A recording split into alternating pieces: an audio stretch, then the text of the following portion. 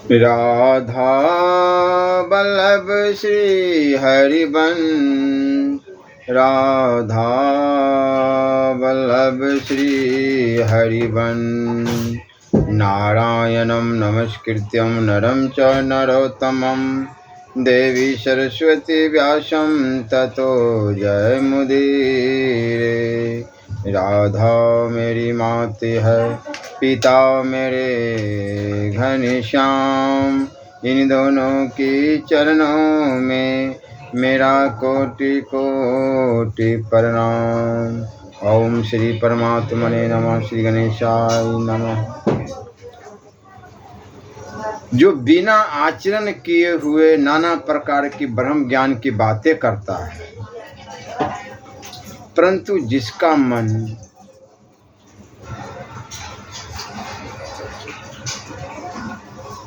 अपने बस में नहीं है, उसे मन धिक्कारता है। जिसके मन में अनेकों कल्पनाओं की मनमानी दौड़ चलती है, ऐसे मनुष्य को ईश्वर की प्राप्ति कैसे होगी?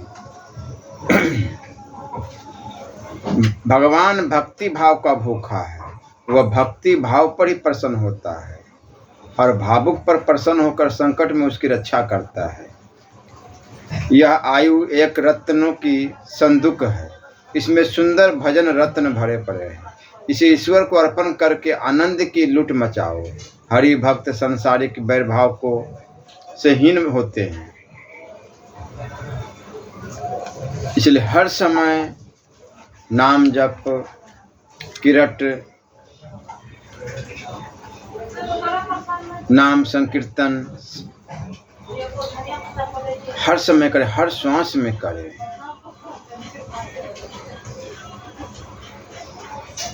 अभिमान का मुंह ही काला है और उसका काम अंधेरा फैलाना है। सब काम मटिया मेट करने के लिए लोक लाज साथ लगी रहती है। स्वांग बनाने से भगवान नहीं मिलते। निर्मल चित्त की प्रेम भरी चाह नहीं हो तो जो कुछ भी करो अंत में केवल आह मिलेगी। इसलिए हर समय नाम राधा राधा राधा राधा राधा, या जो भी आपको राम कृष्ण हरि शिव शिव अच्छा लगे, प्रिय लगे, हर समय नाम जप करते रहना चाहिए। इससे भगवत प्राप्ति सुगमता पूर्वक हो जाती है, हो जाएगी। जिसको नाम में रुचि नहीं होती उसी को यम दुख देता है, तथा जिसके मन में संदेह होने के कारण तर्क पर तर्क करता रहता है, उसको घोर तर नरक में ही जाना पड़ता है। इसलिए अति आदर के साथ मन लगाकर नाम स्मरण, नाम जप, मुख से हर श्वास में राधा राधा राधा राधा नाम लेने से सब दोष आपसे आप नष्ट हो जाते हैं।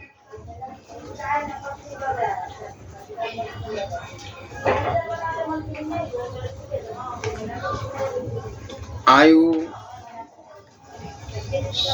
समय ये नहीं देखती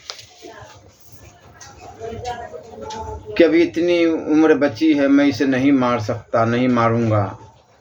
जिसकी जितने दिन की अवधि है वो निश्चित समय पर चल ही जाएगा। एक मर जाता है, उसके लिए दूसरा दुख करता है, और एकाएक वो भी उसी प्रकार एक दिन मर जाता है। मनुष्य के लोभ की पूर्ति कभी नहीं होती, इसलिए उसके हृदय में क्षोभ सदा बना ही रहता है। अतः जीव को संसार में फिर जन्म लेना पड़ता है। इसलिए हर समय हर श्वास में नाम जप, नाम स्मरण होनी चाहिए। राधा राधा राधा राधा। आगे प्रसंग, आज का प्रसंग है श्री ब्रह्म वैवर्त पुराण। देवताओं के द्वारा तेज पुंज में श्री कृष्ण और राधा के दर्शन तथा स्तवन, श्री कृष्ण द्वारा देवताओं का स्वागत तथा उन्हें आश्वासन दान, भगवत भक्त के महत्व का वर्णन, श्री राधा सहित गोपियों को ब्रज में अवतीर्ण होने के लिए श्री हरि का आदेश, सरस्वती और लक्ष्मी सहित वैकुंठवासी नारायण का तथा क्षीरसाई विष्णु का शुभागमन, नारायण और विष्णु का श्री कृष्ण के स्वरूप में लीन होना, संकर्षण तथा पुत्रों सहित पार्वती का आगमन, देवताओं और देवियों को पृथ्वी पर जन्म ग्रहण करने के लिए प्रभु का आदेश, किस देवता का कहाँ और किस रूप में जन्म होगा, इसका विवरण, श्री राधा की चिंता तथा श्री कृष्ण का उन्हें सांत्वना देते हुए अपनी और उनकी एकता का प्रतिपादन करना, फिर श्री हरि की आज्ञा से श्री राधा और गोपियों का नंद गोकुल में गमन होना। श्री नारायण कहते हैं, उन्हें उस तेज पुंज के सामने ध्यान और स्तुति करके खड़े हुए उन देवताओं ने उस तेजो राशि के मध्य भाग में एक कमनीय शरीर को देखा, जो सज्जल जलधर के समान सैया पर कांति से युक्त एवं परम मनोहर था। उसके मुख पर मंद मुस्कान की छटा छा रही थी। उसका रूप परमानंद जनक तथा त्रिलोकी के चित्त को मोह लेने वाला था। उसके दोनों गालों पर मकराकार कुंडल जगमगा रहे थे। उत्तम रत्नों के बने हुए नुपुरों से उनके चरणारविंदों की बड़ी शोभा हो रही थी। अग्निशुद्ध दिव्य पीताम्बर से उस श्री विग्रह की अपूर्व शोभा हो रही थी। वो ऐसा जान पड़ता था मानो स्वेच्छा और कतूहल बस श्रेष्ठ मणि और रत्नों के सार तत्व से रचा गया हो। मनोरंजन की सामग्री मुरली से संलग्न बिंब सदृश अरुण अधरों के कारण उसके मुख की मनोहरता बढ़ गई थी। वह शुभ दृष्टि से देखता और भक्तों पर अनुग्रह के लिए कातर जान पड़ता था। उत्तम रत्नों की गुटका से युक्त किवाड़ जैसा विशाल वक्ष स्थल प्रकाशित हो रहा था। कस्तूरी मणि के कारण बढ़े हुए तेज से वह दिदीप्यमान दिखाई देता था। उसी तेज पुंज में देवताओं ने मनोहर अंग वाली श्री राधा को भी देखा। वे मंद मुस्कुराहट के साथ अपनी ओर देखते हुए प्रियतम को तिरछी चितवन से निहार रही थी। मोतियों की पात को तिरस्कृत करने वाली दंतावली उनके मुख की शोभा बढ़ा रही थी। उनका प्रसन्न मुखारविंद मंद हास्य की छटा से सुशोभित था। नेत्र शरत काल के प्रफुल्ल कमलों की छवि को लज्जित कर रहे थे। शरद पूर्णिमा के चंद्रमा की आभा को निंदित करने वाले मुख के कारण वे बड़ी मनोहर हारिणी जान पड़ती थी। दोपहरिया के फूल की शोभा को चुराने वाले उनके युगल चरणारविंदों में झनकारते हुए मंजीर शोभा दे रहे थे।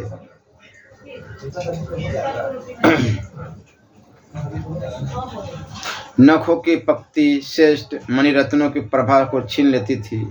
कुमकुम की आभा को तिरस्कृत कर देने वाली चरण तल के भाविक राग से वह सुशोभित थी। बहुमूल्य रत्नों के सार तत्व से बने हुए पांचकों की छेनी उन्हें विभूषित कर रही थी। अग्नि शुद्ध तथा दिव्य धारण करके वह अत्यंत उद्भासित हो रही थी। उनका मध्य भाग अलंकृत था। उत्तम रत्नों के हार, बाजूबंद और कंगन से वे विभूषित थी। उत्तम रत्नों के द्वारा रचित कुंडलों से उनके कपोल उद्दीप्त हो रहे थे। कानों में श्रेष्ठ मणियों के कर्णभूषण उनकी शोभा बढ़ा रहे थे। पक्षीराज गरुड़ की चोंच के समान नुकीली नासिका में गजमुक्ता की बुलाक शोभा दे रही थी। उनके घुंघराले बालों की बेनी में मालती की माला लपेटी हुई थी। वक्षस्थल पर में अनेक कस्तूरी मणियों की प्रभा फैली हुई थी। पारिजात के फूलों की माला धारण करने से उनकी रूप राशि परम उज्ज्वल जान पड़ती थी। उनके हाथ की अंगुलियां रत्नों की अंगूठियों से विभूषित थी। दिव्य शंख के बने हुए विचित्र राग विभूषित रमणीय भूषण उन्हें विभूषित कर रहे थे। वह शंख भूषण महीन रेशमी डोरे में गुथे हुए थे। उत्तम रत्नों के सार तत्व की बनी हुई गुटका को लाल डोरे में गूंथकर उसके द्वारा उन्होंने अपने आप को सज्जित किया था। तपाए हुए स्वर्ण के समान अंग कांति को सुंदर वस्त्र से आच्छादित करके वे बड़ी शोभा पा रही थी। उनका शरीर अत्यंत मनोहर था। नितंब देश और छुनी भाग के सौंदर्य से वे और भी सुंदरी दिखाई देती थी। वह समस्त आभूषणों से विभूषित थी और समस्त आभूषण उनके सौंदर्य से विभूषित थे। उन श्रेष्ठ परमेश्वर और सुंदरी परमेश्वरी का दर्शन करके सब देवताओं को बड़ा आश्चर्य हुआ, उनके संपूर्ण मनोरथ पूर्ण हो गए थे। अतः उन सब देवताओं ने पुनः भगवान की स्तुति आरंभ की।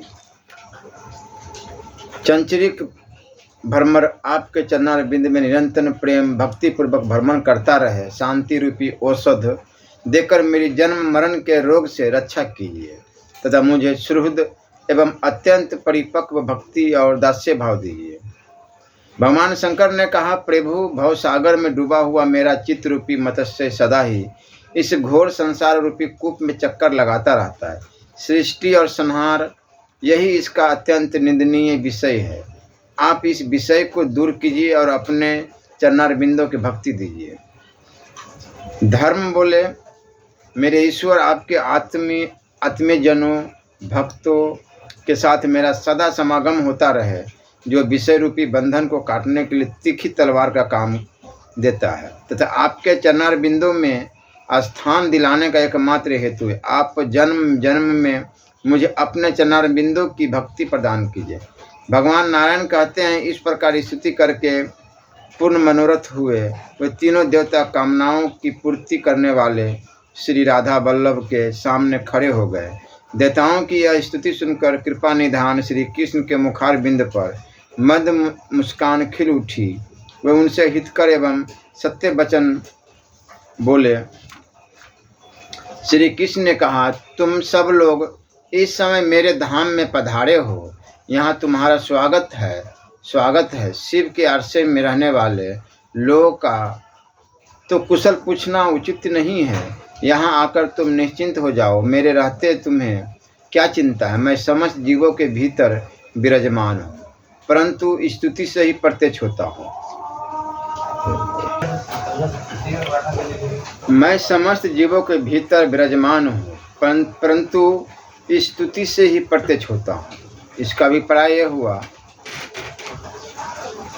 कि जो आत्मा कहते हैं वही साक्षात परमात्मा है, और वो प्रत्यक्ष जब भी होते हैं भजन कीर्तन से, भक्ति भाव से।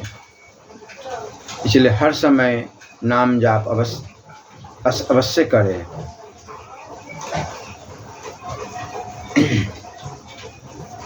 वह सब मैं निश्चित रूप से जानता हूँ। देवताओं, शुभ अशुभ जो भी कर्म है वह समय पर ही होगा। बड़ा और छोटा सब कार्य काल से ही संपन्न होता है। वृक्ष अपने अपने समय पर ही सदा फूलते और फलते हैं, समय पर भी उनके फल पकते हैं और समय पर ही वे कच्चे फलों से युक्त होते हैं। सुख दुख, संपत्ति विपत्ति, शोक चिंता तथा शुभ अशुभ सब अपने अपने कर्मों के फल है और सभी समय पर ही उपस्थित होते हैं। तीनों लोकों में न तो कोई किसी का प्रिय है और न ही अप्रिय ही है। समय आने पर कार्यवश सभी लोग अप्रिय अथवा प्रिय होते हैं। तुम लोगों ने देखा है, पृथ्वी पर बहुत से राजा और मनु हुए हैं और वे सभी अपने अपने कर्मों के फल के परिपाक से काल के अधीन हो गए हैं।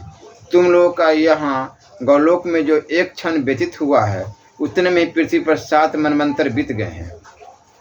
7 इंद्र समाप्त हो गए हैं। इस समय 8वें इंद्र चल रहे हैं। इस प्रकार मेरा काल चक्र दिन रात भ्रमण करता रहता है। इंद्र, मनु तथा राजा सभी लोग काल के वशीभूत हो गए। उनकी कीर्ति पृथ्वी, पुण्य और पाप की कथा मात्र शेष रह गई है।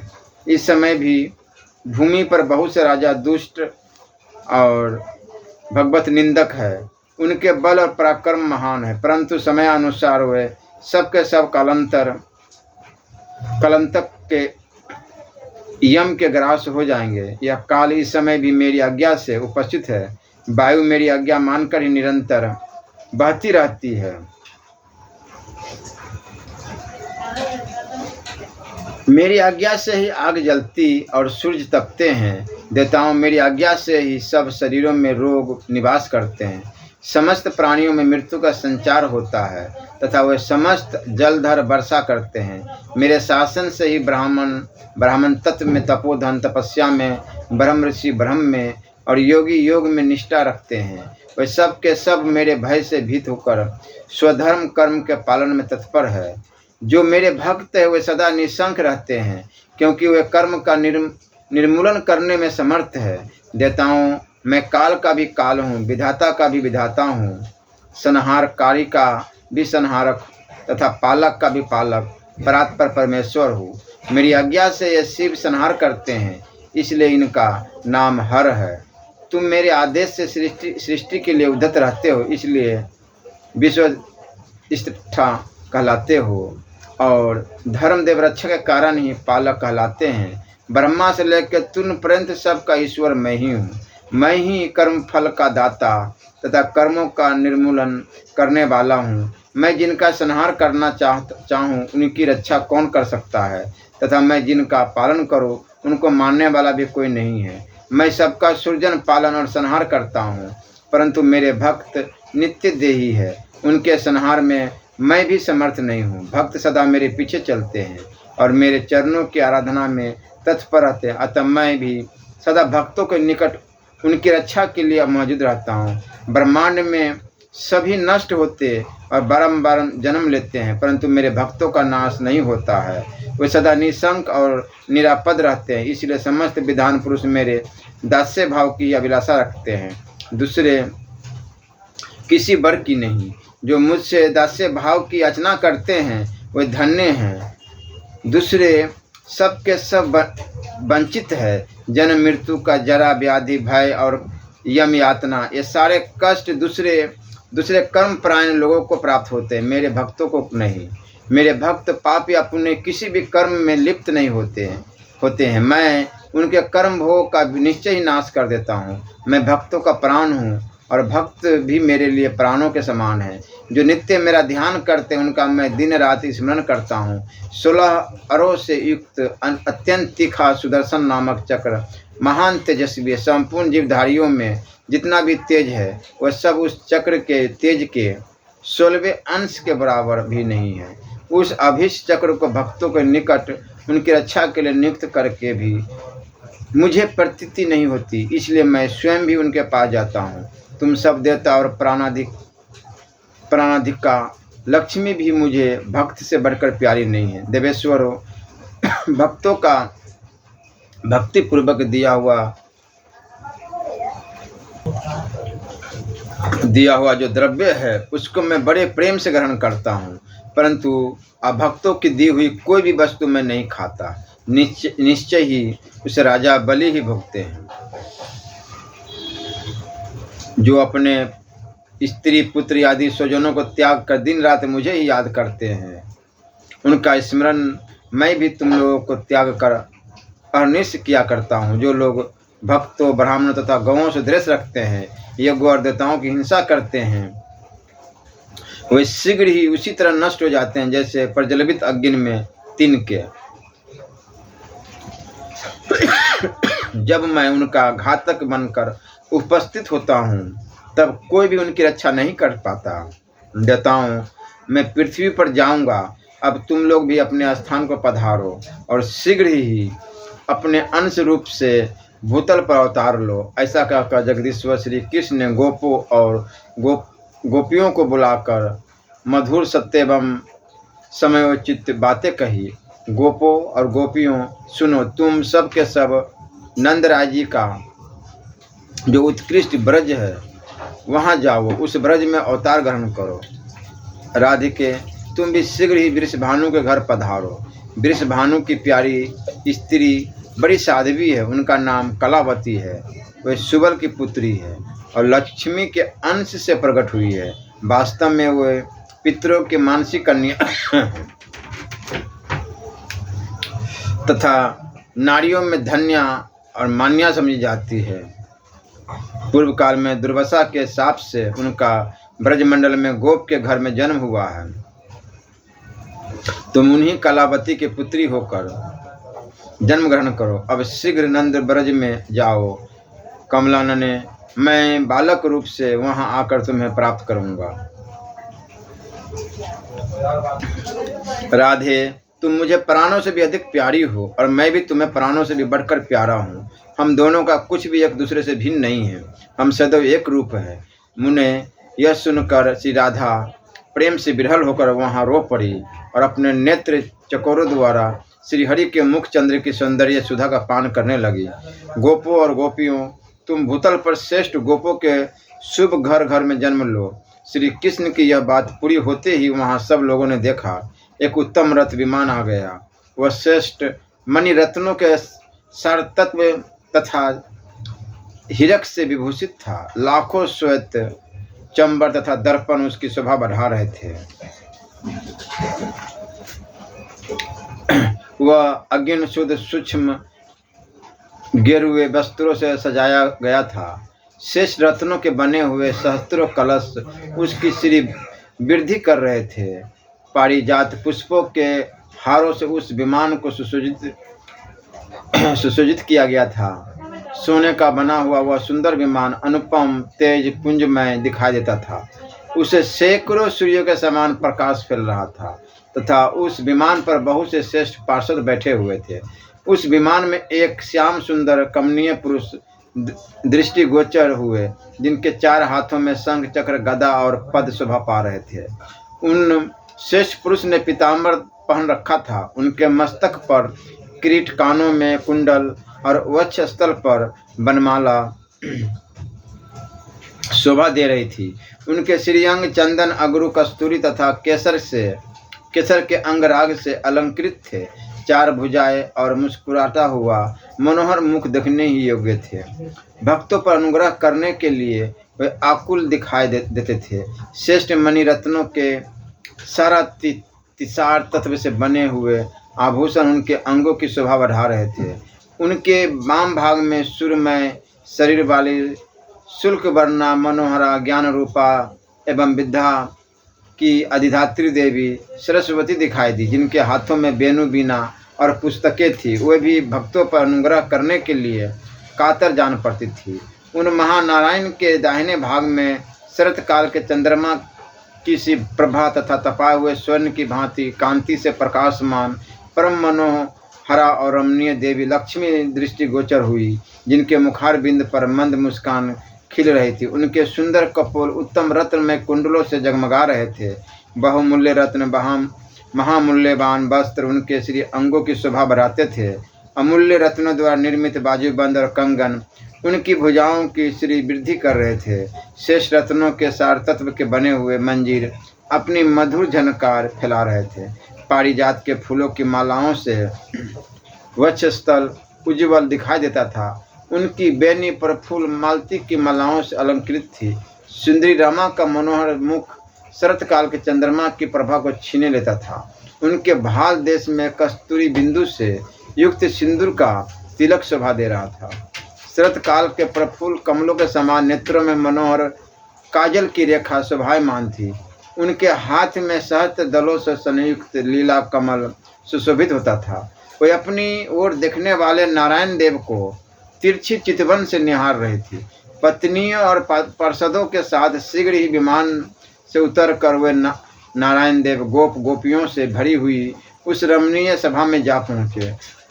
उन्हें देखते ही ब्रह्मा आदि देवता, गोप और गोपी सबके सब सानंद उठकर खड़े हो गए। सबके हाथ जुड़े हुए थे। देव ऋषिगण सामवेदोक्त स्तोत्र द्वारा उनकी स्तुति करने लगे। उनकी स्तुति समाप्त होने पर नारायण देव आगे जाकर श्री कृष्ण विग्रह में विलीन हो गए। यह परम आश्चर्य की बात देखकर सबको बहुत विस्मय हुआ। इसी समय वहाँ एक दूसरा स्वर्णमय रथ आ पहुँचा। उससे जगत का पालन करने वाले त्रिलोकीनाथ विष्णु स्वयं उतरकर उस सभा में आए। उनके 4 भुजाएं थी। बनमाला से विभूषित पीताम्बरधारी, संपूर्ण अलंकारों की शोभा से संपन्न तथा करोड़ों सूर्य के समान प्रकाशमान श्रीमान विष्णु बड़े मनोहर दिखाई देते थे। वे मंद मंद मुस्कुरा रहे थे। उन्हें देखते ही सब लोग उठकर खड़े हो गए। सबने प्रणाम करके उनका स्तवन किया। तत्पश्चात वे भी वहीं श्री राधा वल्लभ श्री कृष्ण के शरीर में लीन हो गए। यह दूसरा महान आश्चर्य देखकर उन सबको बड़ा विस्मय हुआ। श्वेत द्वीप निवासी श्री विष्णु के श्री कृष्ण विग्रह में विलीन हो जाने के बाद वहाँ तुरंत ही शुद्ध स्फटिक मणि के समान गौरव वर्ण वाले संकर्षण नामक पुरुष पधारे। वे बड़ी उतावली में थे। उनके सहस्त्रों मस्तक थे तथा वे सूर्य के समान दीप्यमान हो रहे थे। उनको आया देख सबने उन विष्णु स्वरूप संकर्षण का स्तमन किया। नारद उन्होंने भी वहां आकर मस्तक झुकाकर राधेश्वरी राधिकेश्वर की स्तुति की तथा सहस्त्रों मस्तकों द्वारा भक्ति भाव से उनको प्रणाम किया। तत्पश्चात धर्म के पुत्र स्वरूप हम दोनों भाई नर और नारायण वहां गए। मैं तो श्री कृष्ण के चरणारविंद में लीन हो गया, किंतु नर अर्जुन के रूप में दृष्टिगोचर हुआ। फिर ब्रह्मा, शिव, शेष और धर्म चारों वहां एक स्थान पर खड़े हो गए।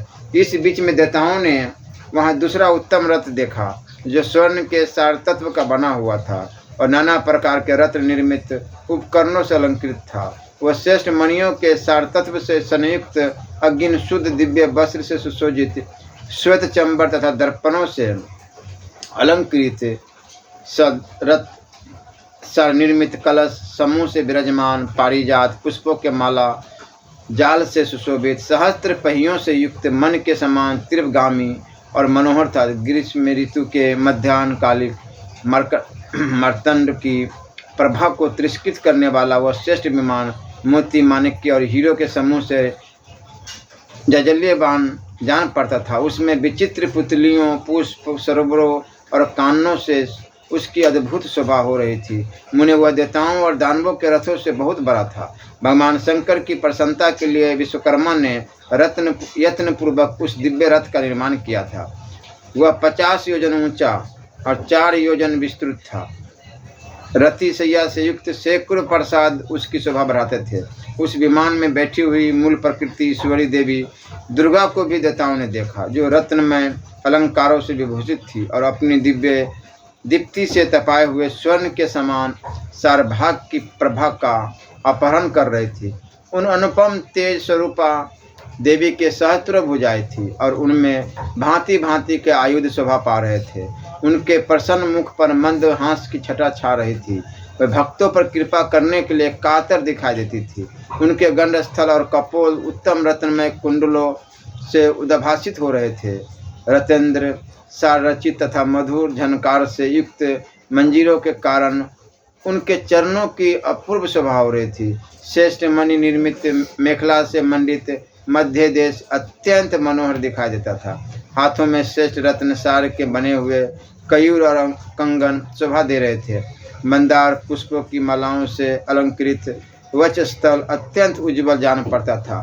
शरत काल के सुधाकर की आभा को तिरस्कृत करने वाले सुंदर मुख से उनकी मनोहरता और भी बढ़ गई थी।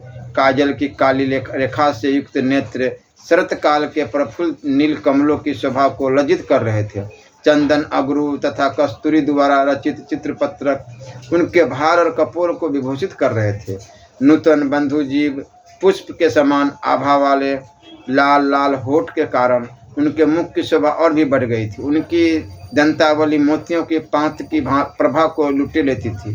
प्रफुल्ल मालती की माला से अलंकृत बेनी धारण करने वाली वह देवी बड़ी सुंदर थी। गरुड़ की चोंच के समान नुकीली नासिका, अग्रभाग में लटकती हुई गजमुक्ता की बुलाक अपूर्व छटा बिखेर रही थी।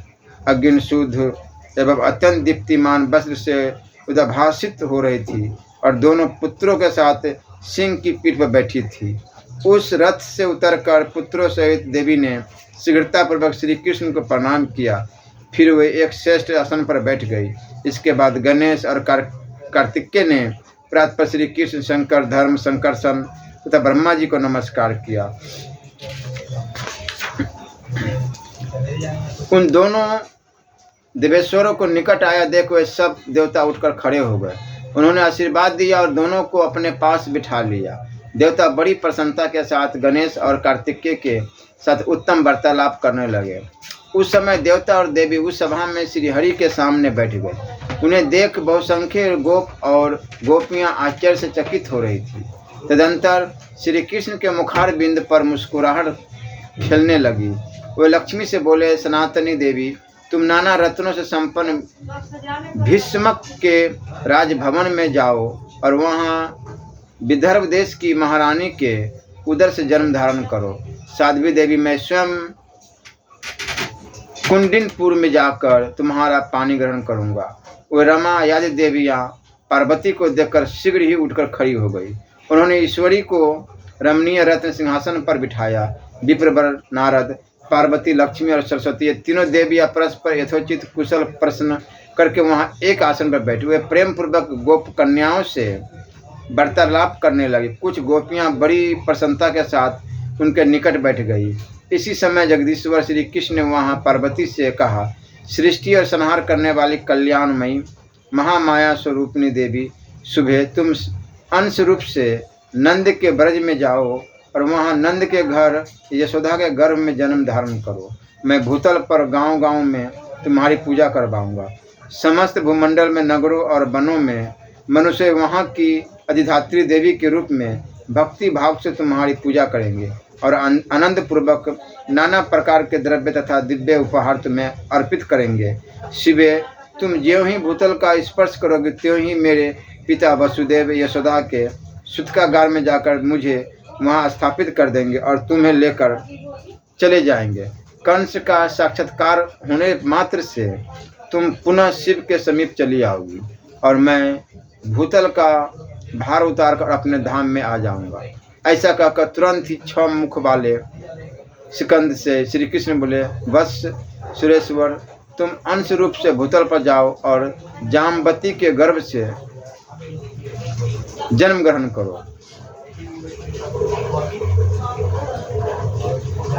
सब देवता अपने अंश से पृथ्वी पर जाए और जन्म ले। मैं निश्चय ही पृथ्वी का भार हरण करूंगा। नारद ऐसा कहकर राधिका नाथ श्रेष्ठ सिंहासन पर बैठे।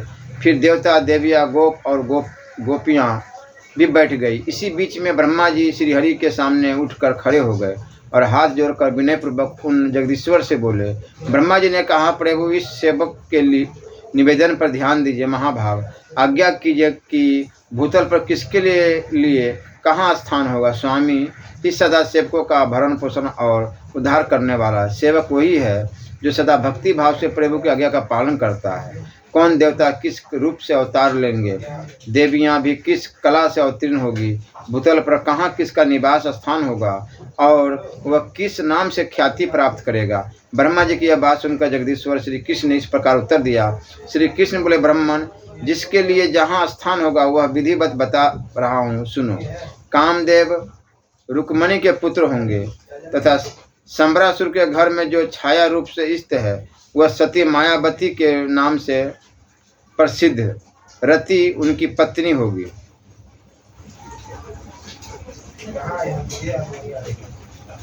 तुम उनकी रुक्मणी नंदन प्रद्युम्न के पुत्र होगे।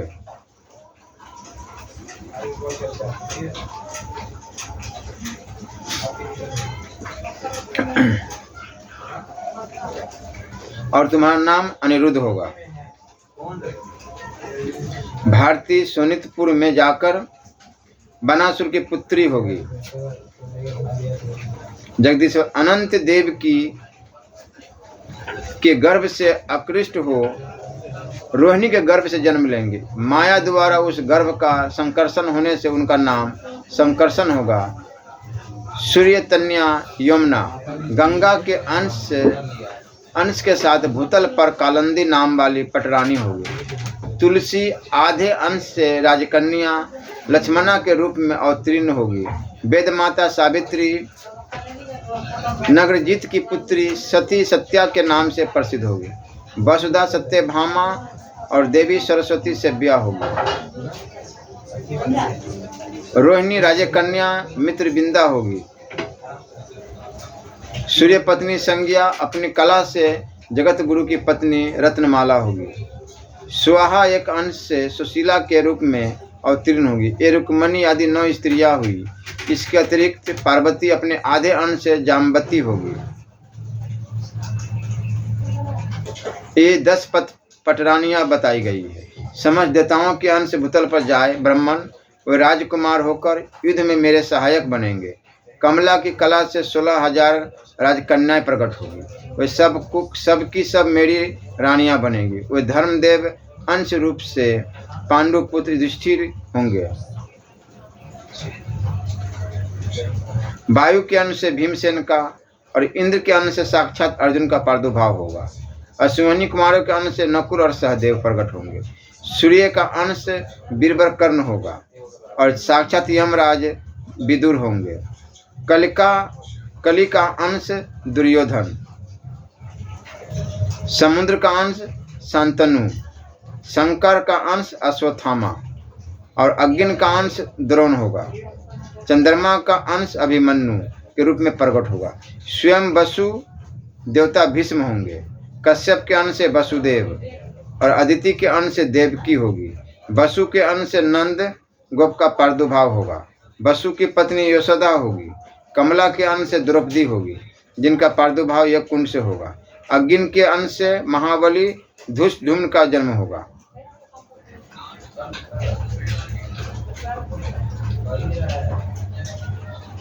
शत्रुपा के अंश से सुभद्रा होगी, जिनका जन्म देवकी के गर्भ से होगा।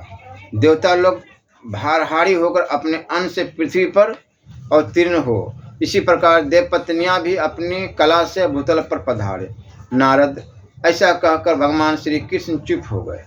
वह सारा विवरण सुनकर प्रजापति ब्रह्मा वहां अपने स्थान पर जा बैठे। देवऋषि श्री कृष्ण के वाम भाग में बागदेवी सरस्वती थी, दाहिने भाग में लक्ष्मी थी, अन्य सब देवता और पार्वती देवी सामने थी। गोप और गोपियां भी उनके सम्मुख ही बैठी थी। श्री राधा श्याम सुंदर के वक्षस्थल में विराजमान थी। इसी समय वज्रेश्वरी राधा अपने प्रियतम से बोली। राधिका ने कहा, नाथ, मैं कुछ कहना चाहती हूँ प्रभु। इस दासी की बात सुनो। मेरे प्राण चिंता से निरंतर जल रहे हैं, चित्त चंचल हो रहा है। तुम्हारी ओर देखते समय मैं पल भर के लिए आंख बंद करने या पलक मारने में भी असमर्थ हो जाती हूँ। फिर प्राणनाथ, तुम्हारे बिना भूतल पर अकेली कैसे जाऊंगी? प्राणेश्वर, जीवन बंधो, सच बताओ वहाँ गोकुल में कितने काल के पश्चात तुम्हारे साथ मेरा अवश्य मिलन होगा? तुम्हें देखे बिना एक निमेष भी नहीं मेरे लिए 100 युगों के समान प्रतीत होगा। वहाँ मैं किससे देखूंगी, कहाँ जाऊंगी और कौन मेरी रक्षा करेगा? प्राणेश, तुम्हारे सिवा दूसरे किसी पिता माता भाई बंधु बहन अथवा पुत्र का मैं क्षण भर भी चिंतन नहीं करती हूँ।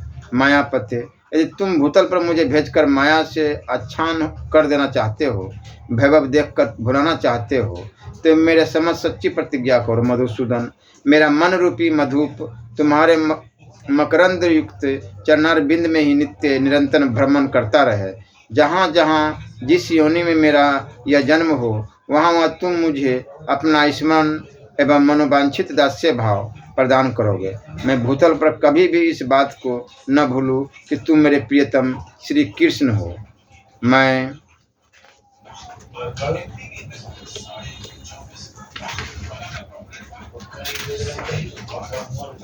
तुम्हारी प्रिय श्री राधिका हूँ तथा हम दोनों का प्रेम सौभाग्य शाश्वत है। प्रभु, यह उत्तम वर मुझे अवश्य दो। जैसे शरीर छाया के साथ और प्राण शरीर के साथ रहते हैं, उसी प्रकार हम दोनों का जन्म एवं जीवन एक दूसरे के साथ बीते। विभो, यह श्रेष्ठ वर मुझे दे दो।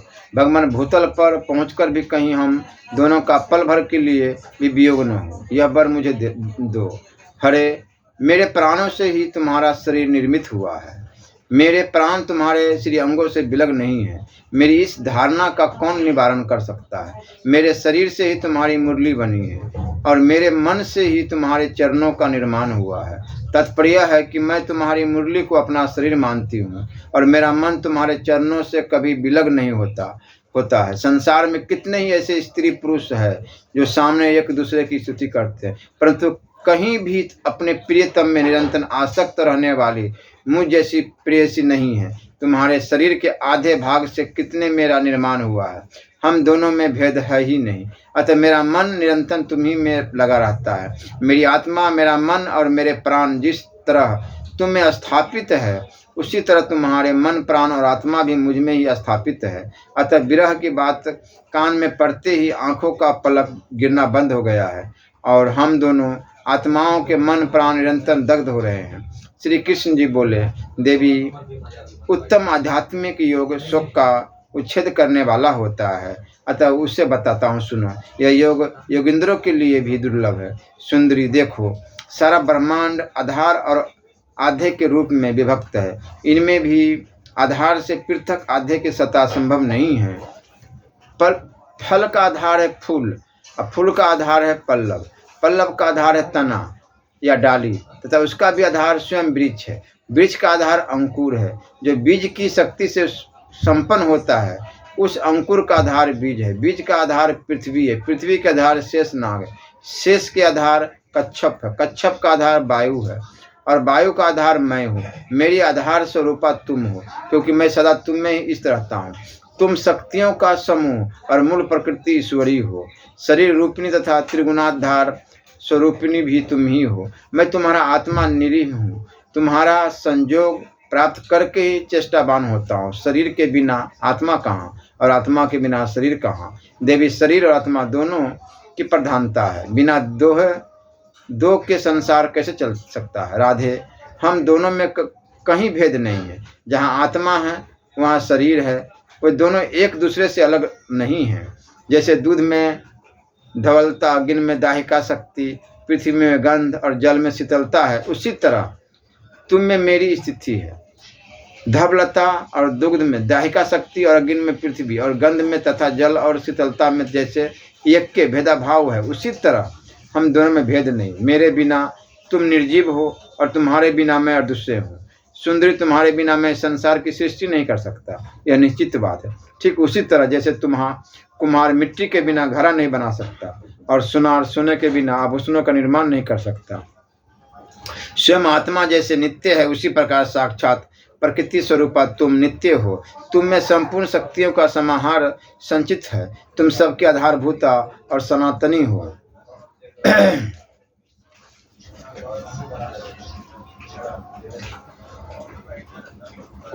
लक्ष्मी, सरस्वती, पार्वती, ब्रह्मा, शिव, शेषनाग और धर्म, ये सब मेरे प्राणों के समान है, परंतु तुम मुझे प्राणों से भी बढ़कर प्यारी हो।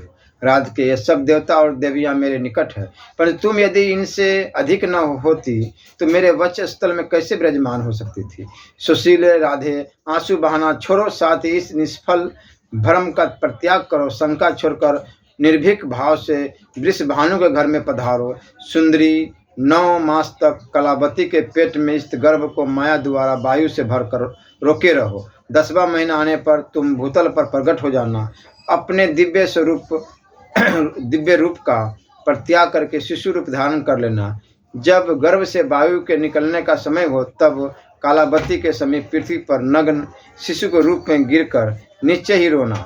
साध्वी, तुम गौलोक में अयोनिजा रूप से प्रकट होगी। मैं भी अयोनिज रूप से ही अपने आप को प्रकट करूंगा, क्योंकि हम दोनों का गर्भ में निवास होना संभव नहीं है। मेरे भूमि पर स्थित होते ही पिताजी मुझे गोकुल में पहुंचा देंगे। वास्तव में कंस के भय का बहाना लेकर मैं तुम्हारे लिए ही गोकुल में जाऊंगा। कल्याणी, तुम वहां यशोदा के मंदिर में मुझ नंदन को प्रतिदिन आदर आनंद पूर्वक देखोगी और हृदय से लगाओगी। राधिके, मेरे वरदान से तुम्हें समय पर मेरी स्मृति होगी और मैं तुम्हारे साथ वृंदावन में नित्य स्वच्छंद विहार करूंगा। सुशीला, यदि जो 33 तुम्हारी सखियां हैं, उनके तथा अनन्य बहुसंख्य गोपियों के साथ तुम गोकुल में पधारो। असंख्य गोपियों को अपने अमृतम परिमित वाणी द्वारा समझा बुझा का आश्वासन दे गौलोक में ही रख कर तुम्हें गोकुल में जाना है। राधिके, मैं भी इन असंख्य गोपों को यहीं स्थापित करके पीछे से वासुदेव के निवास स्थान मथुरापुरी में पदार्पण करूंगा। मेरे प्रिय से प्रिय गोप बहुत बड़ी संख्या में मेरे साथ कीड़ा के लिए ब्रज में चले और वहां गोपों के घर में जन्म ले। नारदियों कहकर श्री कृष्ण चुप हो गए। देवता, देवियां, गोप और गोपियां वहीं ठहर गई। ब्रह्मा, शिव, धर्म, शेषनाग, पार्वती, लक्ष्मी और सरस्वती ने बड़ी प्रसन्नता के साथ प्रातः पर श्री कृष्ण का स्तुति किया। उस समय उनके विरह जवर से व्याकुल तथा प्रेम विरल गोपों और गोपियों ने भी भक्ति भाव से वही श्री कृष्ण की स्तुति करके उनके चरणों में मस्तक झुकाया। विरह जवर से कातर हुई पूर्ण मनोरथा श्री राधा ने भी अपने प्राणाधिक प्रियतम हृदय बल्लभ श्री कृष्ण का भक्ति भाव से स्तवन किया। उस समय श्री राधा के नेत्र में आंसू भरे हुए थे। वह अत्यंत दीन और भय से व्याकुल दिखाई देती थी। उन्हें इस अवस्था में देख स्वयं श्री हरि ने सांत्वना देने के लिए यह सच्ची बात कही। श्री कृष्ण बोले, प्राणाधिक महादेवी, सुस्थिर हो, भय का त्याग करो। जैसे तुम हो वैसा ही मैं हूँ। मेरे रहते तुम्हें क्या चिंता है। श्री राम के साप की सत्यता के लिए कुछ समय तक ब्रह्म रूप में मेरे साथ तुम्हारा वियोग रहेगा। तदनंतर मैं मथुरा में आ जाऊंगा। वहाँ भूतल का भार उतारना, माता पिता को बंधन छुड़ाना, माली दर्जी और कुब्जा का उद्धार करना, कालयवन को मरवाकर मुचकुंद को मोक्ष देना, द्वारका का निर्माण, राजसूय यज्ञ का दर्शन, 16,110 राजकन्याओं के साथ विवाह करना, शत्रुओं का दमन,